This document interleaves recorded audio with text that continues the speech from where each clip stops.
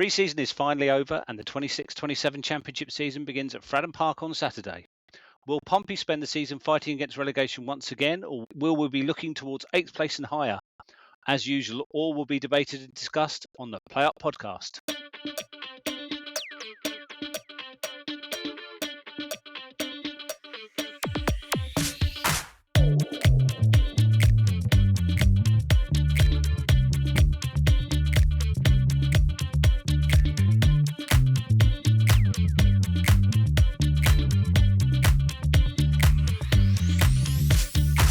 Hello and welcome to the new season.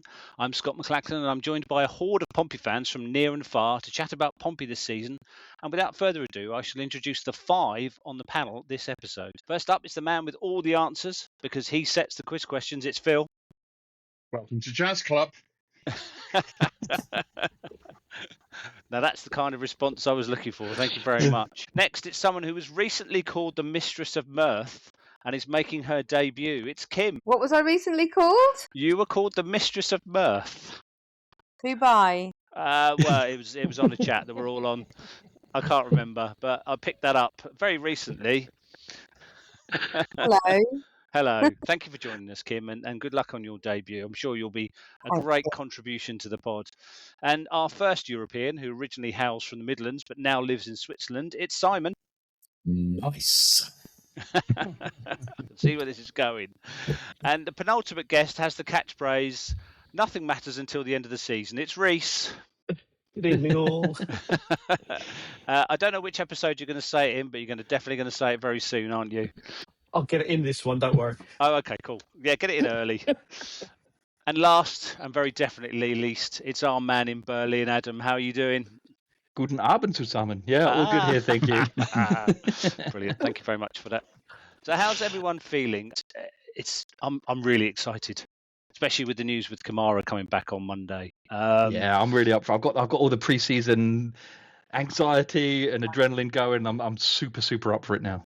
Yeah, me too. I think I wasn't particularly up for the West Ham game on Saturday. It felt like an extra game that we didn't really need, if only to, as a pre-season to get the legs going, but it just felt like a bit of a non-event. But yeah, I definitely feel excited with Kamara coming back and the possibility of a few more goals being scored this season and some proper delivery for our strikers. Striker at the moment.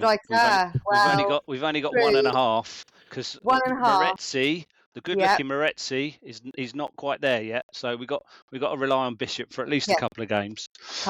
Yeah. But hopefully, service to the strikers soon to be will improve our XG for this season. Yeah, because Phil, that's what we lacked last season, wasn't it? Really, a goal threat for most of the season, apart from in very brief periods where someone would score a couple.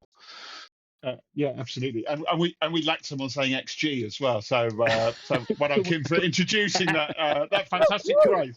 Can we if this starts, can we ban that and any modern turnover as well? That gets a yellow card and a red card. We want jargon. Given our lack of goals and lack of striker options last season, I think it's quite good to talk about XG personally. Yep. I like that. But if anybody mentions a low block, I'm out. I think that was Phil last year. But anyway, no, it was definitely not me. So based on that, Phil, I think because we've had quite a few ins and outs over the last 2 or 3 weeks. I know we covered some of them earlier in our couple of pre-season pods, but you've volunteered to give us a quick rundown of the squad as it stands and where we might look to bring in another couple. Yeah, so it was more in keeping with we were having a conversation about how many players we've got and how on earth we're going to whittle that down to 25. And because of the way squad rules work, it's not actually as difficult as it might sound.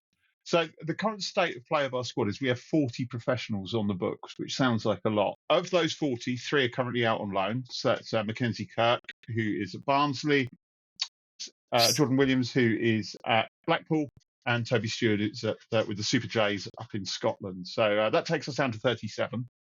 So then we're thinking, right, we've still got to get a squad of 25 out of this. But of that, under 21 players that you own and develop, they don't count towards the 25. So we've got 9 of those. But always very important to remember, under 21 loanies, such as Benjamin Arthur, who's just come in from Brentford, they don't count as under 21s because they're not our players. So take out those 9 under 21s, so that's 28 players to fit into the 25 squad places. Suddenly, it's looking a lot easier.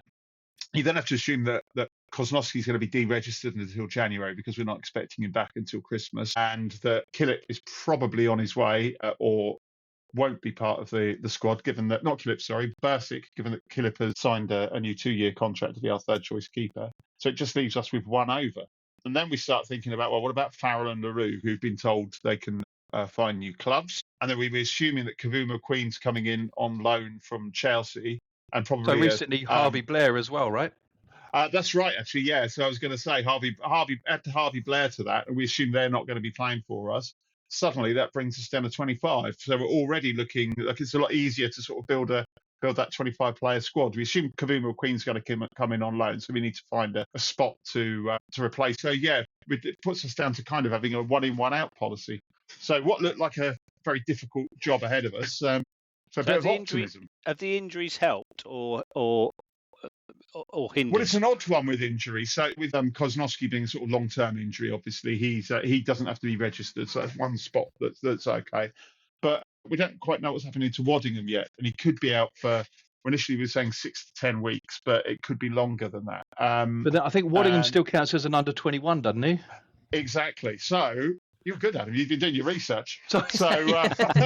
So with Waddingham counting as an under 21, his injury has the opposite effect with Kozlowski, because we have, as a player, he doesn't count towards our 25. So whether he's injured or not, he doesn't free up a space. So the only player who potentially could also be a sort of a contender for being deregistered because of injury is, Christ, I forgot his name. Keshi Anderson. Keshi Anderson, yes, Keshi Anderson. So we don't really know how long he's out for, and I would imagine that if he's going to be out any longer than November, then we'd consider to deregister him as well. But that's assuming we can't shift players out. Also, I think John Mousinho was talking about moving on at least one defender. So with the loans, how many loans have we expended so far? Just the two? Just the one? Just the two so far. No, just the one so far. The one, there will be two. One officially, which is Benji Arthur. So we have to imagine we're keeping some back for January then, just in case. Possibly, although one thing that we have talked about is if Waddingham's going to be out long term, he's potentially bringing in a player that can play anywhere across the front line, probably on loan. So that, you imagine that's going to be one spot. There's places where he could potentially bring in a loanee, possibly in that defensive midfield place, if he can't find a replacement for Cisse, who we thought was sort of nailed on coming in. Well, I don't think, as Mousinho said, no more this week. So if the Chelsea lad comes in, it'll be next week, I think. And then they're going to have to assess things up front for the last couple of weeks before the end of the transfer window. Excellent. Thank you for that, Phil. What we'll do is before your opening season quiz, we will talk about West Ham, because as Kim said, we've sacked off the League Cup in round one, as we usually do. Last Saturday, Pompey made their customary exit from the League Cup in round one with a 3-1 loss to West Ham at the Olympic Stadium, with goals from Bowen and Castellanos. Pompey scored first with a deflected Segacic shot, but a combination of individual brilliance and poor defending gave the home side a lead that Pompey never really looked like recovering. So, Reece, you were there on Saturday. I think you were only one of us that went. How was he probably had the worst view out of all of us. Yes. Yeah, that's probably true. Well, the pre-match boozer was great because it was the Cart and Horses where I mainly started out. But Adam's right. The ground is just horrendous as a football stadium. And the away fans are actually, well, considering we've got 9,000, I thought, we're going the upper tier. We'll get a good view. But you've got, where they have gigs and things, you've got the stage right in between the front row of supporters at the very front behind the goal, a massive stage blanking area, and then upper tier. And you could hardly see anything. It was probably one of the few games where you ought to have a pair of binoculars. It was a good game. I mean, let's put it, or should I say, a good start. As much as I could see, it's really hard to recognise the players, actually, especially the new players. But for the first 35 minutes, I think we played really, really well, knocked it around, got a goal, and then did the typical Pompey thing of complete suicide and just let 2 goals in. Devlin just didn't have a good game at all, and I hope that's that's not a sign of things to come. But maybe it's because we're just up against better players. But overall, we're just in control of the game and just shot ourselves in the foot. The biggest thing for me was he was like, I think 3 goals in 7 minutes. The 2 centre backs were just nowhere near. Certainly a couple of the goals, and considering Paul and Shaughnessy are our best first choice centre backs, I thought they looked pretty poor. And, I mean, if we got another goal, you never know what could have happened. Made it 3-2, but we came back into the game for the last 20 minutes. Looked good, made some changes, but couldn't quite get the goal. But in the end, it was there for the taking. But yeah, just didn't quite do enough. And in the end, unfortunately, Premiership quality, home crowd, good manager, key player in Jared Bowen. Quality shone through, unfortunately. So, Go on, Kim. I was gonna come to Simon first, but you go first. I was going to say, Ham seemed a bit frozen that first 35 minutes. Didn't really offer anything, did they? And then once they clicked into gear, I mean, it was a great turn by the guy on the wing, round Paul, a clipped ball that got them the equaliser. But for that first 35 minutes, they looked frozen. It was really weird. Yeah, I think watching on TV obviously had a better view than you, Reece. I think firstly, a £10 ticket, £1 for kids, brilliant. Football should be more like that, affordable to supporters. Yeah, first 20 minutes, Pompey played really well. Obviously, the goals that we conceded, we should have done so much better. It's really evident that the defence just was nowhere to be seen. I think for me, it was really obvious the gap between a team that's just come down from the Premier League quality that they had on the pitch, particularly in players like Jared Bowen, and our sort of inability to deal with that. We were good for the first 20 minutes. As we said, West Ham looked pretty frozen. But then that gulf between us as a lower end of the Championship side last season, obviously I hope we can do better than that this season, and a side that's just come down from the Premier League, that gulf is great, and we should just be really aware of that and sort of not see it as a real negative for Pompey. I just see it as a bit of an extra warm-up game, an extra pre-season game. Don't care about the Carabao Cup particularly. Obviously, if we won it, I'd be thrilled. But as usual, We're not going to. Spoiler alert. Going to, yeah. Spoiler alert. We're out already. But that was sort of my take on the game.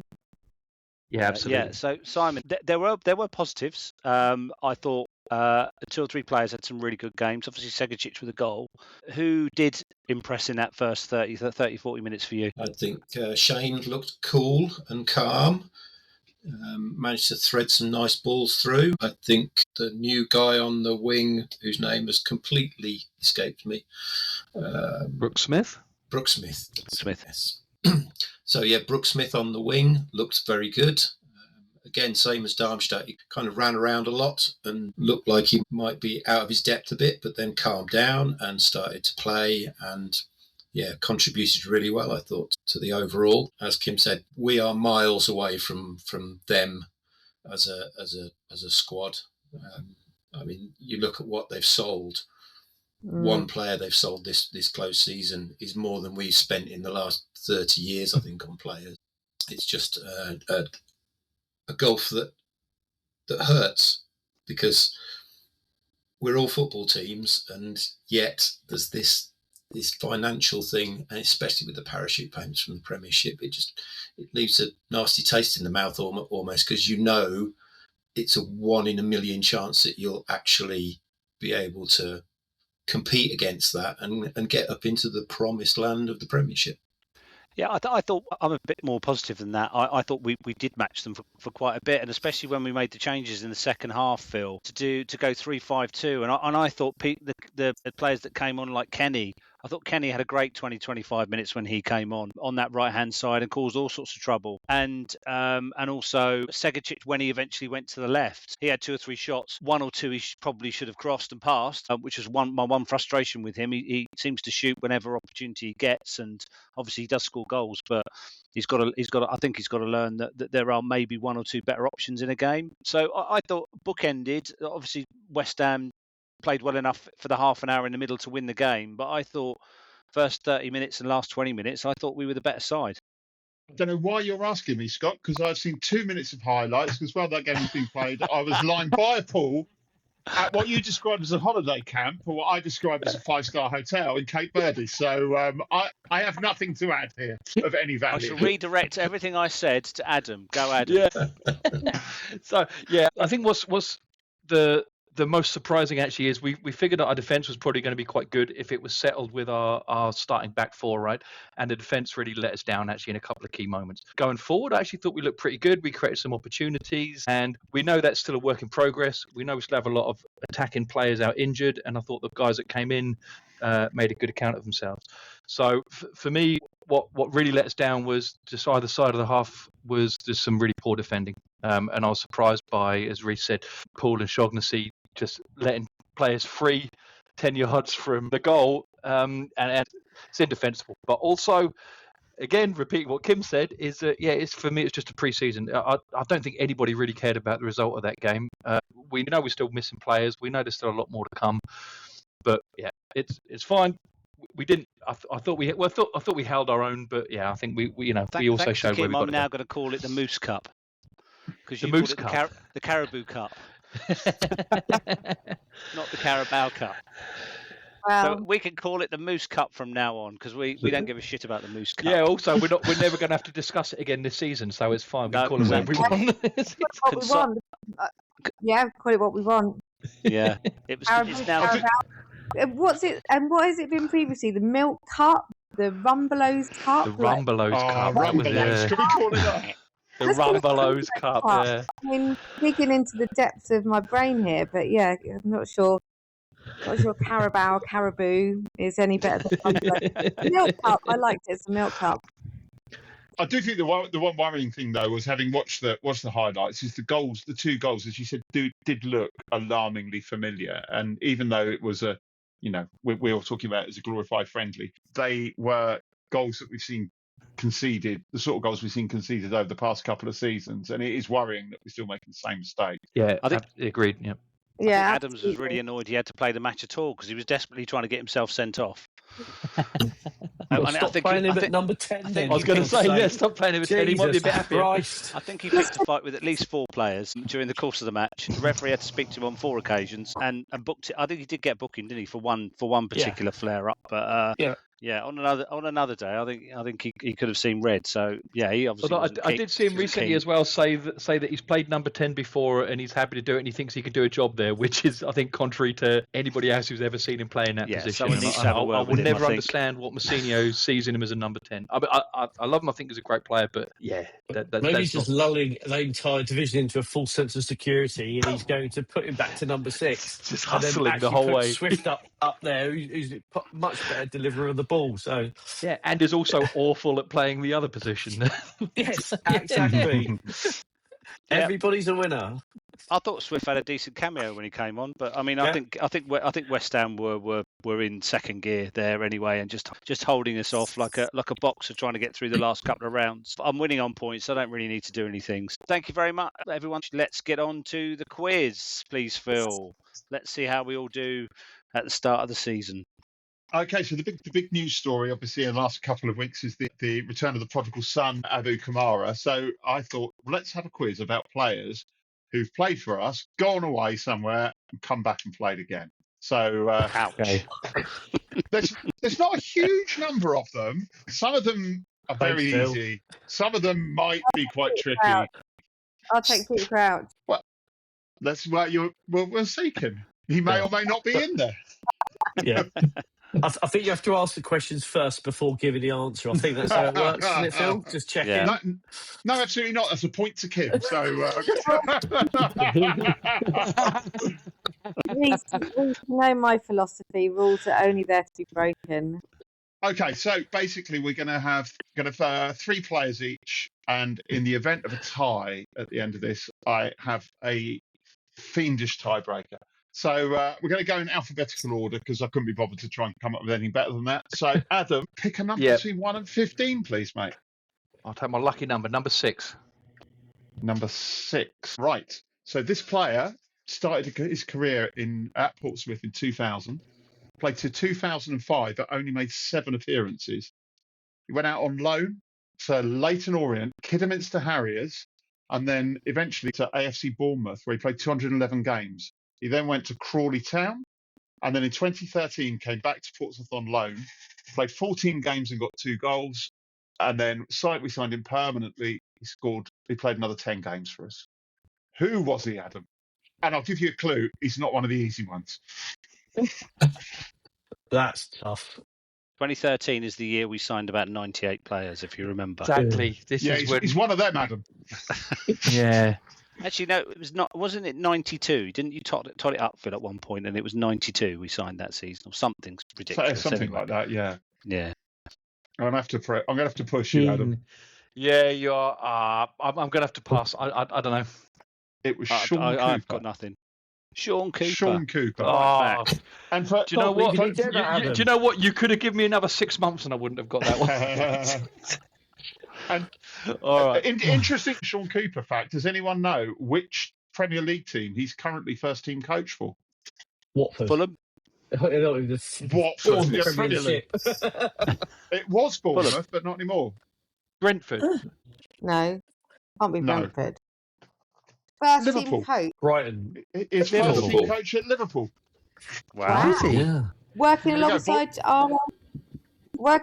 our old Richard Hughes then. Exactly, yeah. So boy done good. Boy done good. So unfortunately, I bet he doesn't even remember that he played for Portsmouth twice. Am I eliminated now? Was that my one chance? No. But we're now going to move on. Right. Move on. Kim's next. So Kim, pick a number between 1 and 15 that isn't number 6.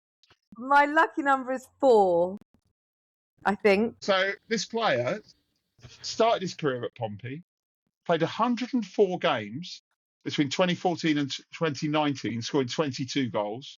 He then went on loan to Coventry City, where he scored during that period, where he scored 5 goals in 20. Coventry then signed him permanently, where he got 11 appearances, 3 goals. He then moved on to Barnsley, 15 goals in 78 appearances. Ipswich Town, 154 games and 49 goals. And then he returned to Portsmouth for the 2025-26 season. It's not Peter Crouch, Kim. I'll give you a clue. Connor Chaplin. Yes, very good, Kim. Kim is off the mark, up and running. Next up is Reece. Number 8, please. Number 8. Okay, so this player started his career at Charlton Athletic, then moved to Luton Town, then moved to Liverpool, then moved to Tottenham, then moved to Pompey in 1992, where he played 73 games and scored 14 goals. We then sold him to Manchester City, where he got 16 goals in 53 games. He then returned to Pompey for the 95-96 season, where he got 5 goals in 21 games. Who is he, Reece? Paul Walsh.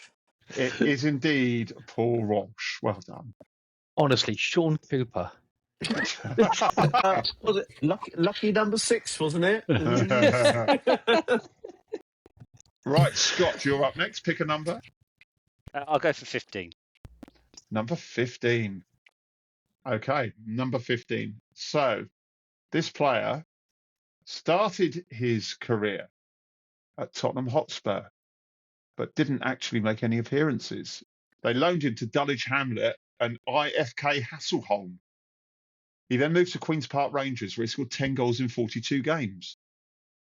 Then in 2001, he signed for Pompey. He got 18 goals in 37 games this season. We promptly sold him to Aston Villa, where he scored 6 goals in 37 games, and then 4 goals in 15 games on a loan to Norwich City. He then moved to some team of red and white stripes who I don't know the name of, where he got 12 goals in 27 games. That prompted a big money move to Liverpool, where he got 22 goals in 85 games. He rejoined Pompey in 2008 for the 2008-2009 season, where he netted 11 in 38. Scott, who was he? Is it the popular answer, Peter Crouch? It is indeed Peter Crouch. Well done. Thanks for that, Kim. Next one, last one of this round. Simon, pick a number. Number 13, please. Number 13. Okay. So he started his career at Pompey, where he scored 15 goals in 54 games. Also got 5 goals in 14 games on a loan to Exeter City. He then signed for Manchester City, where he got 10 goals in 40. Moved from Man City to Crystal Palace, where he got 6 goals in 32 games. They loaned him to Birmingham City, where he failed to score in 8 appearances. He then returned to Pompey in 1999, where he played 5 years, playing 99 games and scoring 28 goals. Who is he, Simon? Peter Crouch. When did he start playing for us? Sorry. He started playing for us in 1995. I think I know this one. No, I'm not going to get that. Reece, I'll go for if you a want, bonus half a point. you can try. Lee Bradbury. It is. It's the man with 3 Christian names, Lee Bradbury.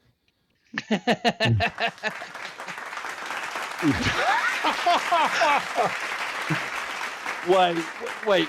Where did this budget come from? Where to spend your half a point on that, Adam? Very frugal. You're still on 0. I've got access to 5 sound effects, and that was the only time I thought I could employ one. So we'll see what happens. Good knowledge. All right, Kim, your turn. Pick a number. Back to me. Oh yeah, it's just been Back Reece. to you. I'll take unlucky for some number 13 if it hasn't gone yet. It has. That was Lee Bradbury. Oh, it was Lee Bad Guy. Yeah. The answer is Lee Bradbury, Kim. You win. I win. Half a point. I forgot to use. I'll take number 8. Number 8 is also gone. That was Paul Walsh. Right, what numbers are left, Phil? 14. I'll take number 14. 14. All right. So, 14. Sounds bad. This sounds bad, yeah. This player started his career in 1999 at Jomo Cosmos, where he scored 20 goals in 45 games. He went on loan to Grasshoppers, where he got 1 goal in 25 games. He then moved to Auxerre, where he scored 19 in 72. Pompey then signed him, where he scored 19 in 70, so a very similar goal-scoring record. The theme that seems to be developing here, we sold him to Man City, like we sell everybody, where he got 4 goals in 23 games. Went on loan to Sunderland, where he failed to score in 8. Blackburn, where he got 3 in 18. And then he returned to Portsmouth in 2011 to play 18 games in that season, but only scored 1 goal. Who was it? And I'll give you an extra clue. After he left us, he went to Chipper United, whoever the fuck they are. United. Apologies to any Chipper fans who are listening tonight. The only player I know who played for that weird team you said at the beginning was Benjani, wasn't it? But it's obviously not. Kim. He didn't come back to us. No, stop talking, Kim. It obviously wasn't. It obviously It was Benjani. It was Benjani. Yeah, that's right, Kim. Benjani. You can edit that bit out about me not remembering him coming back. Or Benjamin, as he's known on. Listen, we're only 32 minutes into the pod, and I've got a shitload of editing to do already. So yeah, it's going to be a long one, Scotty. Number one. Number 1. Okay. So started his career in Stoke City in 2004, played 51 games, went on a number of loans that I'm not going to go through them all, including one to Portsmouth. The 2010-2011 season, where he played 36 games without scoring. He then moved to Watford, where he played 43 games, scored 2 goals, and we had him back on loan for 6 games. He then went on to play for numerous teams, most of which were in the north. Not a clue. Yeah, don't know.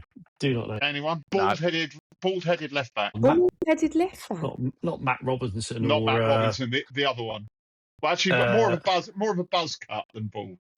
Oh, he's not the nutty Watford left back, was he? That we played Robinson or something? Yeah, he is. No, Dickinson. Carl Dickinson. It was. Carl Dickinson. Yeah. Wow. Right, and he's never played for Man City either. Wait, was that the answer? Carl Dickinson was the answer? Carl Dickinson was the answer. Yeah. He played for us twice? Yes. Yeah. He was shit both times. Yeah. When Johnny came back, that's a massive error. Right, on to Scott. Number 1, please. That was the last one. Oh, sorry. Come on, Pay keep up. attention.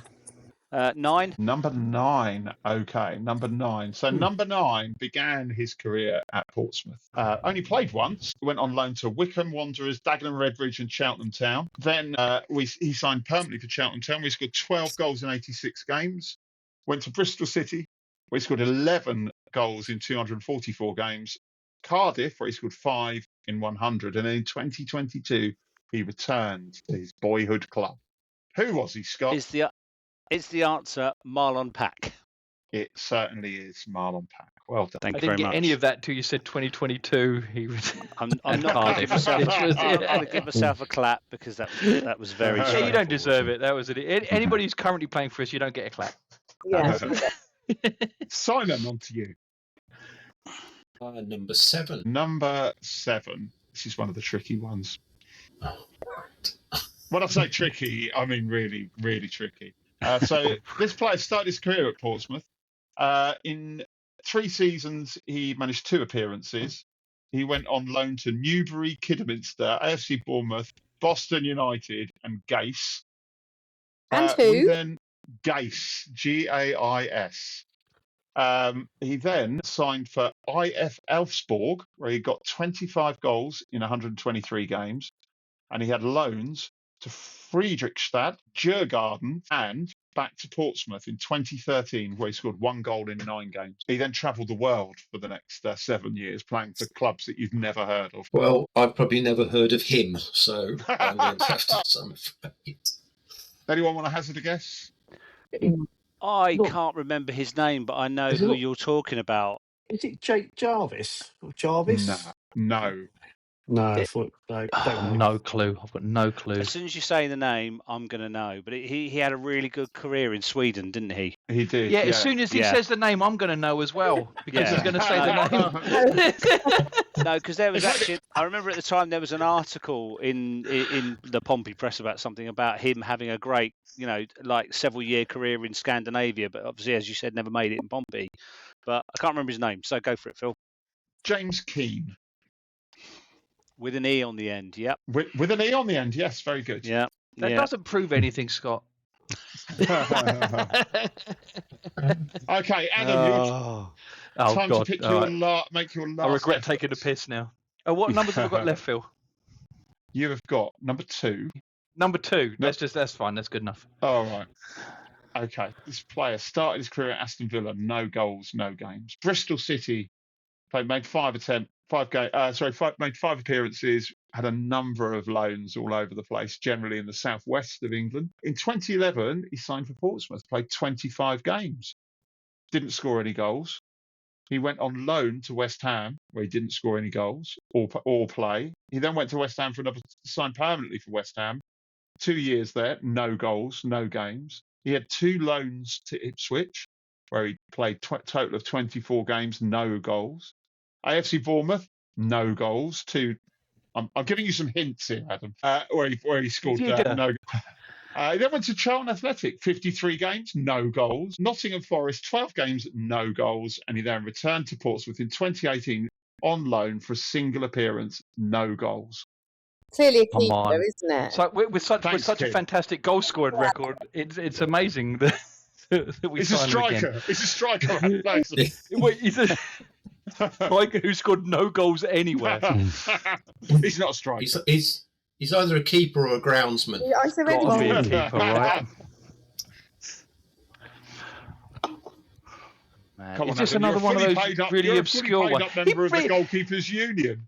Yeah, I am, but it sounds like he played 2 games for us in total, right? No. He played 2 games when he came back. No, 1 game when he came back on loan, and 25 games when we had him permanently.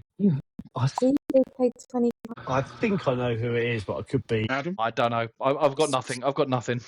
go on, Reece. Give us your knowledge. Is it Patterson or something? He had a kind of a bowl cut or something. Do you mean Andy Petterson? That's it. Pedersen. Yeah. No, Yeah, it wasn't Pedersen. him. It wasn't It him. wasn't No, him. It wasn't him. I No. don't know him then. I'm duty bound to do this to you at least once a season. Yeah, that's Reece. right. That's it was right. Stephen Henderson. Genuinely, Exactly. right? I've had Sean Cooper and Stephen Anderson, and if anybody listening to this can remember a single impact they made on any game for Pompey ever, Yeah. they're a better man than I am. If only I'll you- take it. I'll take the loss gracefully. It's fine. If only you had the choice Sound to like choose other players, Adam. Right, Kim. Oh, what Kim, number over left? to you. I think number 3. I'll take 3. Number 3. Okay. So this player started his career at Millwall.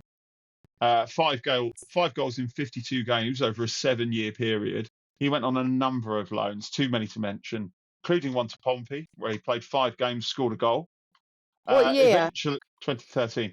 But eventually, Millwall got rid of him, sold him to Doncaster Rovers, where he scored 61 goals in 134 games. He then triumphantly returned to Portsmouth in 2019, where he stayed until 2022. He made 93 appearances and scored 28 goals. 2019 he came back. Millwall, loads of loans, came back in 2019. Spent most of his playing time on the floor moaning. And he... Oh, now I know, yeah. And his most number of appearances were at Doncaster before we signed him. Oh, yeah, got it. That's right, Kim, I haven't either, so... Millwall, Doncaster, spent most of his time rolling around on the floor in 2019. 2019 scored loads of goals. Marquis? Yes, Kim. Yeah. Well done. I had to take a minute. To be fair, the first 2 that I had were very easy. So was that one. Well, Yeah. I did. That was probably in my off season. Damn sight easier than Sean Cooper. Wait, Sean Cooper, and I've already forgotten the name of the goalkeeper. Anderson. Hans Christian Andersen, according to you. Yeah, that was the guy, yeah. Reece, you're up next. I had just any number, I don't mind. Okay, Please. I'm going to pick number 5 for you then, Reece. So, number 5. Started his career at Portsmouth. 7 games, no goals. Had loans. This is in 2008. He had loans to Dagenham and Redbridge, Notts County and Swindon. Then in 2011, he joined Swindon permanently, where he played 91 games, scored 23 goals. He then moves on to Bournemouth, where he scored 31 goals in 130 games. And then went to Newcastle, where he scored 20 goals in 187 games. Then in 2024, he signed for Portsmouth, where he played 1 season, 39 games and 5 goals. Matt Ritchie. It is Matt Ritchie, Reece, correct. Well done, Reece. Right, on to Scott. The higher of the 2 numbers that are left, please. There's actually 3 numbers left because I seem to have fucked up somewhere and only That's asked Adam because you missed me Adam when I 2 said Lee questions. Bradbury. I ruined everything. Oh, yeah, sorry, Adam. You didn't even give me a point for it. For editing purposes, do you want me to do yours or do you want me to do Adam's? I don't care. I do mine first and then Adam and then Simon. All right. Scott, pick a number. The numbers remaining are 10, 11, 12. 11, please. Number 11. Right. So I'm not going to go for all the clubs he played for because that would probably take up an entire pod. Suffice to say that when he first played for Portsmouth, it was 1998. I'll tell you, he started his career at Fareham Town. He joined Steve Pompey in Claridge. Steve Claridge, yeah. As soon as you said I'm not going to go through all his clubs, I went, Yeah. The original footballing nomad. Yeah, absolutely. Right. Simon. 10. Okay. So this player originally played part-time for Waterlooville and Yeovil Town, then signed for Portsmouth, where he scored 88 goals in 160 games between 1989 and 1993. This earned him a transfer to your neck of the woods, Aston Villa, where he scored 5 goals in 25 games. He then went out on loan to Wolverhampton Wanderers, where he got 8 in 13. Moved on to Sheffield Wednesday, where he got 22 games in 113 games. Went to Wolves again on loan. Then came on loan to Portsmouth. He only played 9 games, but scored 7 goals. He played 4 games on loan at Watford. Pompey then re-signed him permanently in 1999. He stayed for 2 years when he scored 4 more goals in 26 games. Corporal punishment, Guy Whittingham. It was corporal punishment, Guy Whittingham. So well done, Simon. And now there's one player. The person left is Peter Pickerson, who played for Portsmouth once in 1953. So, number 12. I'm sorry. Peter Pickerson. I really wish we had signed someone. So this player started his career, Adam, at Portsmouth in 1994. He was with us 94 to 97, where he scored 10 goals in 62 games. We sent him out on loan to Cardiff City towards the end of his time, where he got 2 goals in 5, and we then sold him to Derby, where he got 25 goals in 125 games. Derby loaned him to Barnsley and Stoke, where he failed to make much of an impact. He then loaned him back to Pompey, where he got 3 goals in 6 games. And then Portsmouth signed him permanently in 2002. He only played 10 more games, in which he scored 1 goal, but we loaned him out to Walsall and Swindon. He then went on to play for a number of different clubs. Dion Burton. Very good, Adam. It is Dion Burton. As soon as you said Derby, I was the one there. So there we go. I earned that. I earned that on this one. And if you've got a spare minute, have a look at his Wikipedia, because he's topless and he is buff. Ooh. So like the Reece. scores on so the scores on the doors at the end of that. So we've got Adam and Simon on some very very hard-earned 1 points. We've got Reece on 2, but we have a tiebreaker between Simon, between Scott and Kim. Tiebreaker. So, how does the tiebreaker work? the tiebreaker is going to work. It's whoever shouts out the name of this player first will be the winner, and it's not an easy one. So, you ready? So this person started his career at Portsmouth in 1975, where he played 63 games and scored 7 goals between 1975 and 1977. We then sold him to Swindon Town, where he got 21 goals in 147 games between 1977 and 1981. In 1981, he returned to Portsmouth, where we got 11 goals. Played 11 games, scored no goals. We then sold him to Brentford, and he went on to play for Brentford, Swindon, Stoke, Leeds, Luton, Sheffield United, Middlesbrough, Sheffield United again, Bradford, and Welsh Pool Town. Who was it? Yes, Kim! It is Chris Kamara. Have we got a friend here, Kamara? That deserves a round of applause. That does deserve a round of applause. I love Kamara. It also meant. All right, easy now. Easy. It also meant that I didn't have to do a very laboured clue to tell you that he had an unbelievable career. But well done, Kim. You're the winner tonight on your debut. Well done. Come on. Thank you very much for the quiz, Phil. A great start to the season. I think we discussed this before. We're not going to have them every week because obviously we've moved weekly, and I think we will be doing much shorter episodes most of the time. But we will have a bumper episode at certain points through the season, and we'll definitely enjoy another one of your quizzes. So thank you very much for that. So Saturday's game, start of the season. Now we're out of the Moose Cup, and it's QPR at home. So I did the stats on West Ham last pod, and this is another team we've rarely played. Only 43 matches between the two of us in just over 100 years. 13 wins for Pompey, 14 draws and 16 losses. And obviously last season it was a 1-1 draw at Fratton Park, and then one of Pompey's regular implosions away from home with a 6-1 loss, which was QPR's biggest ever win over Pompey to date. They didn't really set the league alight last season.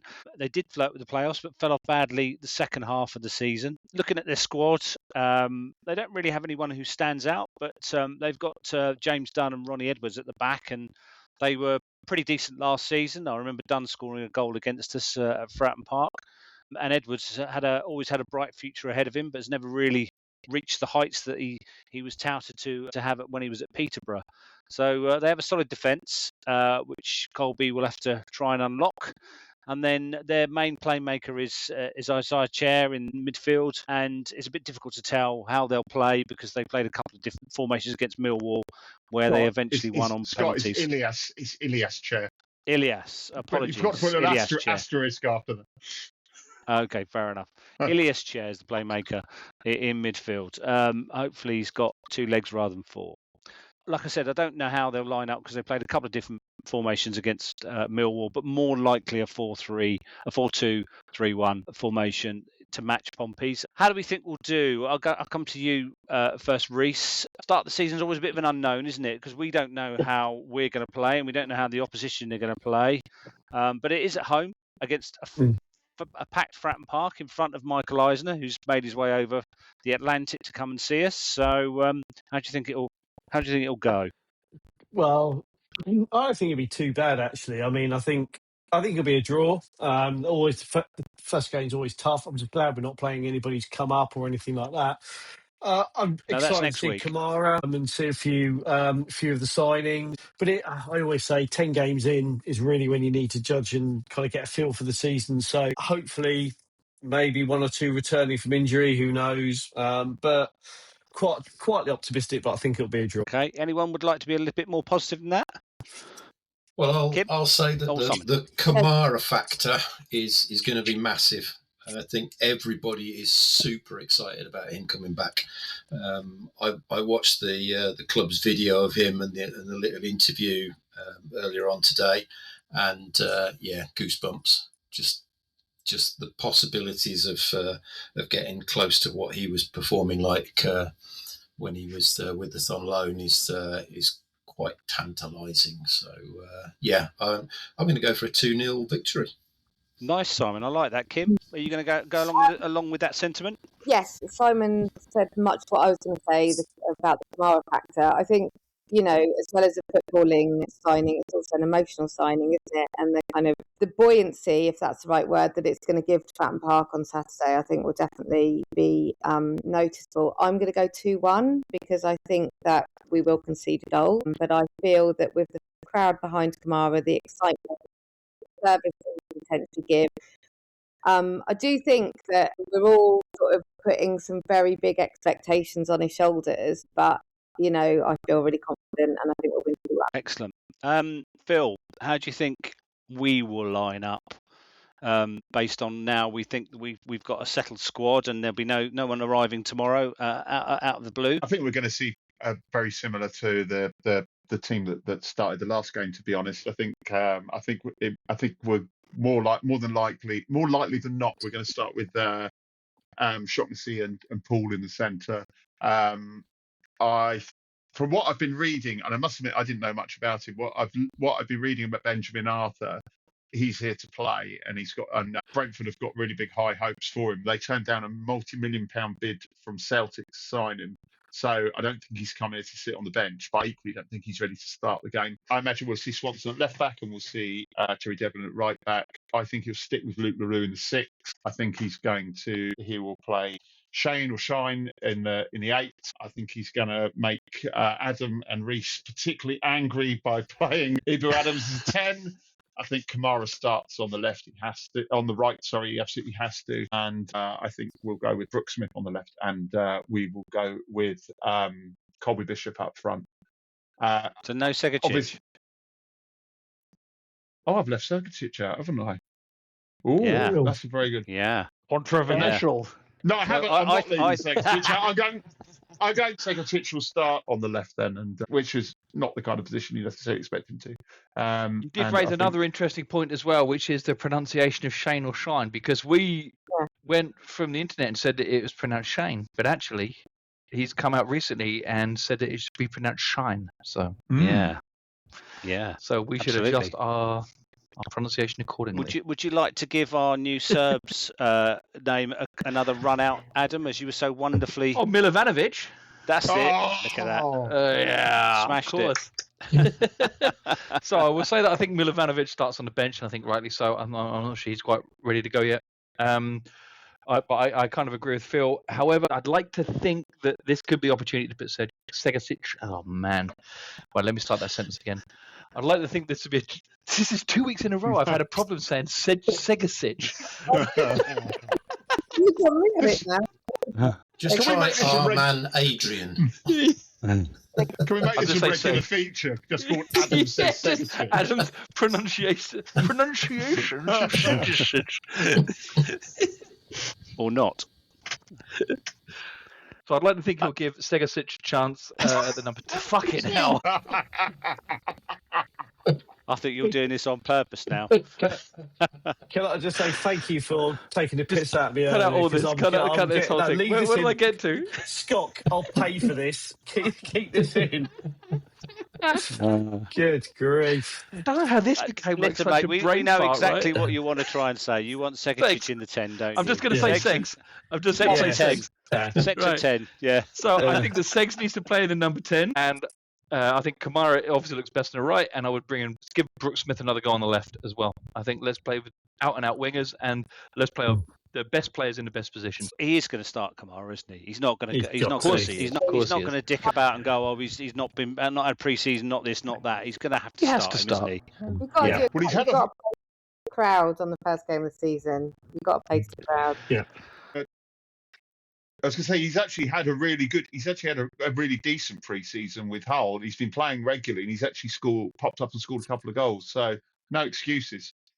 No, and good. I actually think that the first game of the season, this one's the difference could be the crowd in this one. I really think that this being a home game could make a difference. I think that actually Pompey and QPR are pretty equally matched in reality, when it comes to game, but I think us having a home advantage and us having that emotional back and behind, and with the return of Kamara and everything, I think that could really make a difference in this game. Yeah, I think you're right. I think home at first is brilliant, and I think that could, if anything, drags us to a result. It'll be the home crowd, and the fact that everyone's trying to put on a performance, and it's going to be a beautiful day, and there'll be lots of people in the bars and pubs around Fratton Park, getting into the spirit for at least a couple of hours, if not more, beforehand. So it'll be pretty raucous, I should imagine.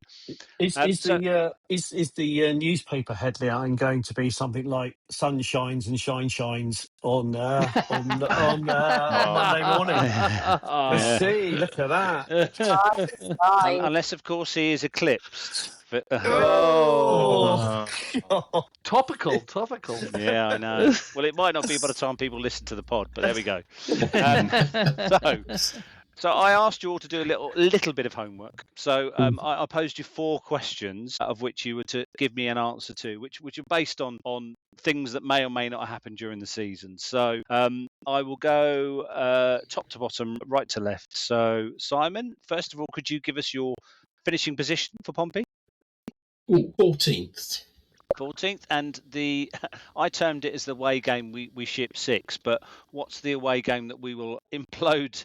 Because we've done it quite regularly over the last 2 or 3 seasons. What's the away game that we will just collapse and concede about 5 or 6 goals? Usually a northern game, so let's go Burnley. Okay, cool. And the team you, apart from the Scummers, obviously, the team you really want to do the double over? Wrexham, for obvious reasons. Can't argue with that. And could you give us one team to go up and one team to go down? West Ham have got to be favourites to go up, and I will go surprise package of Swansea to go down. Ooh. Mm-hmm. Yeah, they've certainly been flirting with it the last couple of seasons. Kim, you next. So first up was finishing position for Pompey. I was going to say 14th as well, unfortunately. So just to be... I thought you were going to say Peter Crouch. I could say Peter Crouch. If you want 14th, I'll go 13th. Okay, I'll go 14th, yeah. Thank you, I must stress, this is not a competition. There is no prizes. It's just aspirational. Wait. Why am I here? No, I'll go 15th. Okay. Oh, and everyone's so polite. The possible game that might really screw up. I don't know, so I'm going to say Wolves. Not a bad shout. Get it out. Get it over with early. Early, and early September. And don't let it be if it's Wolves, we'll justify it, won't we? They'll just come down and a bit more quality. And your team to do the double over. Phil's not going to like this because it might cause havoc in the Sanders household, but I'm going to say Charlton. No, I'm with you all the way, Kim. I've got a justification for that, which I've thought about, which is firstly, it's my favourite away game and the one I get to the most, so I want to see us win at Valley. And secondly, purely for their absolute we never lose at Pompey arrogance last season. That was fantastic. I want to smash them home and away. Yeah, I was going to say you probably nicked Phil's answer, but yeah. So and one team to go up, one team to go down. So we would all have said West Ham, wouldn't we, to go up? So I am going to. I'm just looking at my notes because I wrote down a few teams, and I'm not going to say Wolves because that's too obvious. So I'm going to go Middlesbrough. Yep, good shout again. Reece, same ones to you. Finishing position. Who's going to go down? Oh yes, sorry. Well, you made such a meal of the first team to go up. I'd completely forgotten. Fine, move on, Reece. Over to you. No, go on. Give us your relegated team. Relegation, I am going to go for Cardiff. Great answer. Reece, Yeah. finishing position for Pompey. 9th. Oh, Just outside the new playoff. Just outside good the for new you. I love it, What I have love you it, done I with love it. Reece? I love it, Reece. But we only know that at the end of the season, so Of course, exactly. Nothing matters until the season finishes. Reece. absolutely. Yeah. And the away game, we will completely implode. I quietly think we might not, but if I'm going Sheffield United because we always do terribly there. Yeah, I can't remember when that is, but yeah, it's probably over Christmas, and it's probably when we've played too many games and we can't cope. Yeah. Adam. So wait. Reece hasn't finished yet. Hang on. I'm very jaded. No editing needed for this one. Yeah. Reece, the team to do the double over next. Oh, Wolves. Absolutely Wolves. Hate them with a passion. Horrible fans. Really bad experiences away, so I hope we dick them both times. Excellent. And I like the malice you said that with. And the one team to go up, which probably won't be Wolves, and the one team to go down, which may be. No, it'll be. I think West Ham will go up, and Blackburn I've put for getting relegated. Yeah, they've been flirting about with it as well. Weight of financial burden will finally kick home. Finally do for them. The chickens will come home to roost, won't they? Whee! So, Adam, your next finishing position, please. So I've gone for 12th. I think we'll flirt with the playoffs now that the playoffs have been extended, but I think we'll do a typical Pompey and after we do the maths, it will soon flitter out and we'll end up comfortably mid-table. But I'm going 12th. Okay, and the away game we might implode at.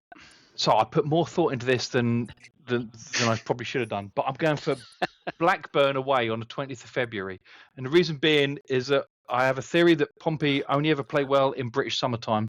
So we played terribly in the winter. This is a game in February.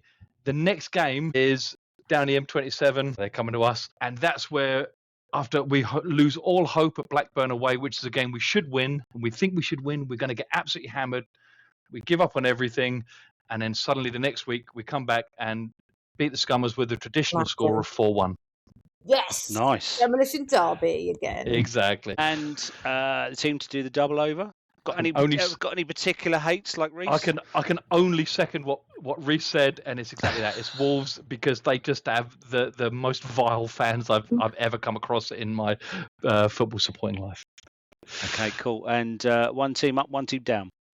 So I'm going a little bit out of the box again. My dark horse for up and down. My up is going to be Norwich. I think it'll be interesting to see what Clement does with a full season. And I think that you look at their after they started the season really badly last year, I think they could put together a good team. So they're my dark horse. I'm going for Norwich. And going down again, I wanted a bit of a fall from grace team, so I'm going for West Brom. Another team that's flirted with it for the last couple of seasons. Yeah. So yeah. Exactly, and they've still got some financial problems potentially. So yeah, I don't like it because I really like West Brom and I really don't like Norwich very much. So I'm not happy with it. But you know, well, if we're going for points and apparently prizes, which I've been assured there will be some, then. So that's very professional of you, Adam. I appreciate. I've never been accused of that before. I know, but you've taken this seriously. I do like that.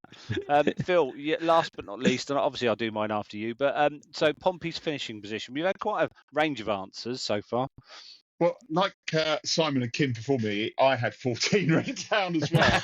I mean, Kim, you went for 15 in the end? I did, yeah. So and Simon up to 13, I think. I moved to 13, yeah. Yeah, so it's all yours, Phil. So 14 I can have then. Yeah, I'll go for 14 then. Yeah, okay. Away game? That we're going to get beaten up. Well, I looked at the league table and I was going, ooh, who hasn't gubbed us? And I was like, yeah, they have. Yeah, they have. Well, that was terrible. So I think, unfortunately, it's quite an obvious one, but I think it's going to happen to a lot of people this season, but I just think it's going to be West Ham. I think West Ham will spank us at the London Stadium at some point. Yeah, final game of the season, isn't it? Yep. Yeah. Well, then we don't care because we're already promoted by then. So Yeah. West Well, I've Ham- always said Do it's we going get to be. promoted if we finish 14th? Yeah, I've always said it's going to be the title decider. So we'll see. So team to do I the think double it's more over. chance. So I think there's more chance of the home game being the title decider than why West Ham are going to stroll the league. Yeah, true. Well, we'll see. So is the team you're going to do the double over a shock or not?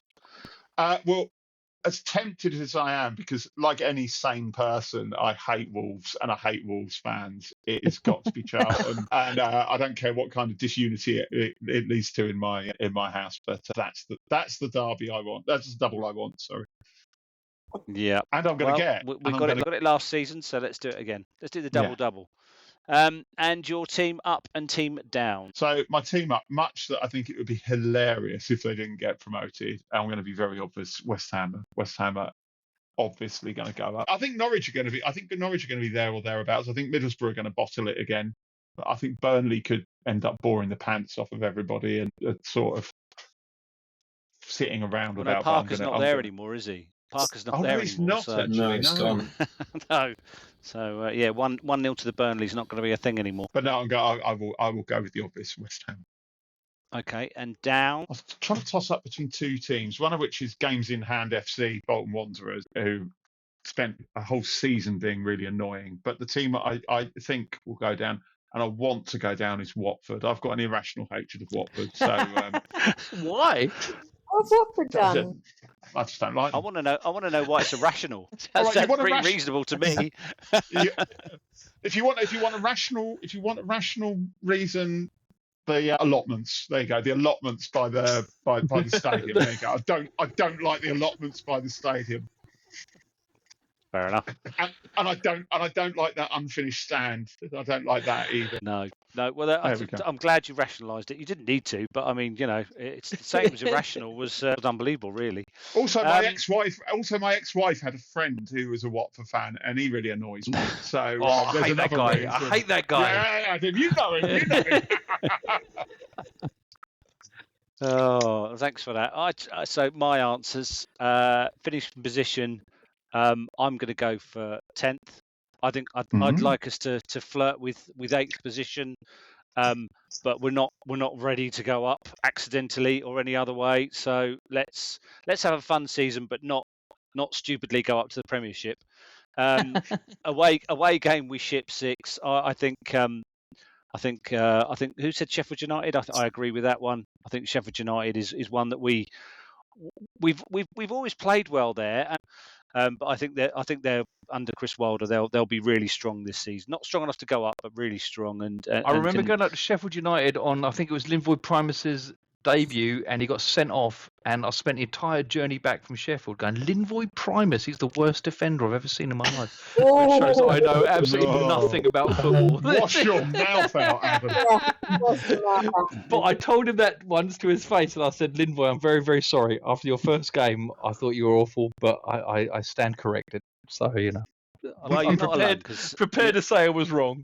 You're not alone, because a lot of people were saying that after that Leyton Orient Cup game as well. So don't worry about it. He did redeem himself in the end. Team we don't want to do the double over.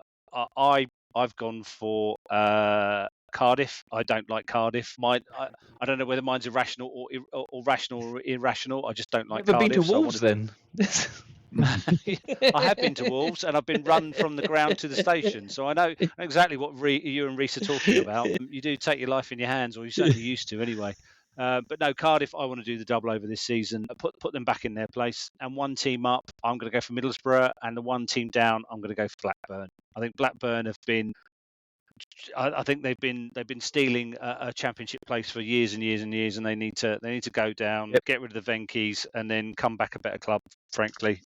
So we all know that going down eventually is perhaps sometimes the best thing that can happen to your club, whether that will be right for Leicester or anyone else. But I think it's about time that the camel's back was broken there at Blackburn, and so hopefully they go down. Thanks for all that, guys.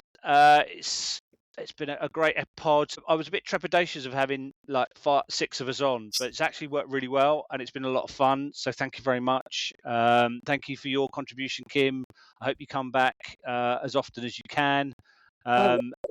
And we will do this, as I said, again next week after the QPR result and look ahead to the Lincoln game. Don't know who'll be joining me, but it'll be 3 or 4 of us. So I'm looking forward to doing that. So thank you very much, guys. I hope you enjoy your weekend. Thank you for joining me on the Play Up podcast once again and doing your fantastic contributions. I may see some of you at Fratton Park. If I don't, I will see you on the pod again next week. So Play Up Pompey, and let's hope for a win against QPR. Bye. Come on, you Bye. Blues. Bye now.